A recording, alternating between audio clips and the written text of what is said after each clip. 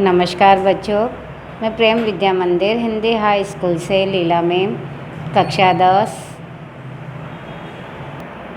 क्षितिज part 2 का काव्यखंड का part 5 Suryakant Tripathi Nirala द्वारा रचित उत्साह और अट नहीं रही काव्य समझाऊंगी। सूर्यकांत त्रिपाठी निराला का जन्म बंगाल के महिषादल में सन 1899 में हुआ। वे गढ़ाकोला उत्तर प्रदेश के निवासी थे। निराला की औपचारिक शिक्षा 9वीं तक महिषादल में ही हुई। उन्होंने स्वाध्याय से संस्कृत, बांग्ला, अंग्रेजी का ज्ञान अर्जित किया। वे संगीत और दर्शन शास्त्र के भी गहरे अध्येता थे। रामकृष्ण परमहंस और विवेकानंद की विचारधारा ने उन पर विशेष प्रभाव डाला। सन 1961 में उनका देहांत हो गया। उनकी रचनाएं अनामिका, परिमल, गीतिका, कुक्कुरमुत्ता और नए पत्ते, उपन्यास, कहानी, आलोचना और निबंध लेखन में भी उनकी ख्याति अविस्मरणीय है। निराला रचनावली के 8 खंडों में उनका संपूर्ण साहित्य प्रकाशित है। उत्साह एक आह्वान गीत है जो बादल को संबोधित है। बादल निराला का प्रिय विषय है। इस कविता में बादल एक तरफ पीड़ित प्यासे जन की आकांक्षा को पूरा करने वाला है, तो दूसरी तरफ वही बादल नई कल्पना और नए अंकुर के लिए विध्वंस, विप्लव और क्रांति चेतना को संभव करने वाला भी है। कवि जीवन को व्यापक और समग्र दृष्टि से देखता है। कविता में ललित कल्पना और क्रांति चेतना दोनों है। सामाजिक क्रांति या बदलाव में साहित्य की भूमिका महत्वपूर्ण होती है। निराला इसे नवजीवन और नूतन कविता के संदर्भों में देखते हैं। उत्साह का मतलब है कि जोश, मन में उत्साह भरना, उन्माद भरना। तो कवि कि जब बारिश का मौसम होता है, बादल गरजते हैं, तो मन में एक उत्साह पनप जाता है कि बारिश होने वाली है और मन बहुत शांत होने वाला है। तो कवि कहते हैं, बादल गरजो घेर घेर गोर गोर गगन धाराधर ओ। तो कहते हैं, पहले बादलों को संबोधित करते हैं कि गरजो, ज़ोर ज़ोर से गरजो, गगन में चारों तरफ छा जाओ।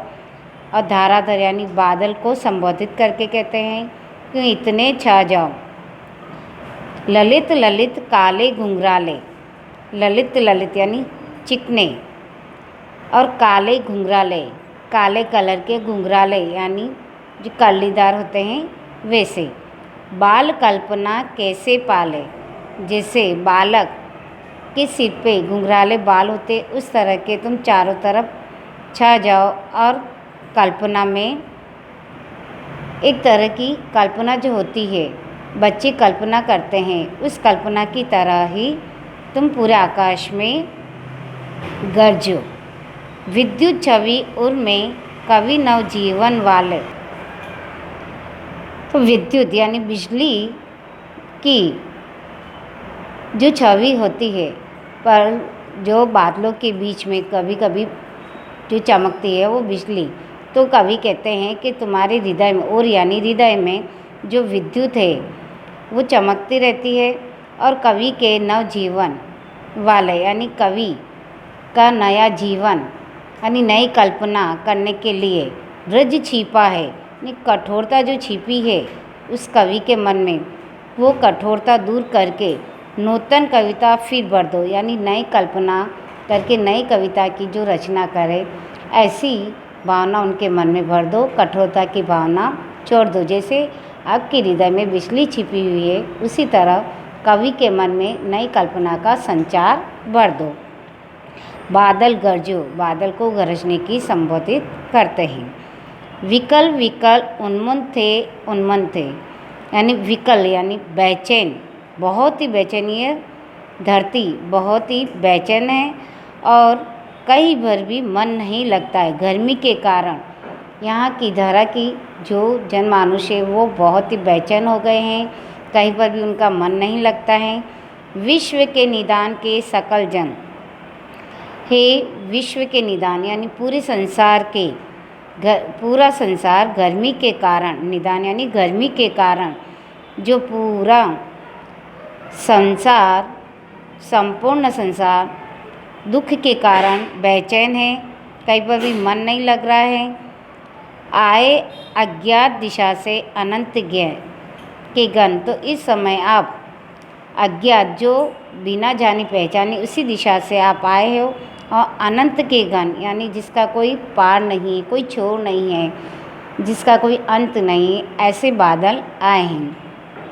तप्त धरा जल से फिर, तप्त धरा यानी तपती हुई ज़मीन को, धरा यानी ज़मीन को जल से फिर शीतल कर दो। तो हे बादल बरसो, और इस गर्मी के कारण जो बेचैन है, कहीं मन नहीं लगता है, पूरी धरती पूरी सूर्य से तप गई है, उसको तृप्त करो और फिर से शीतल कर दो।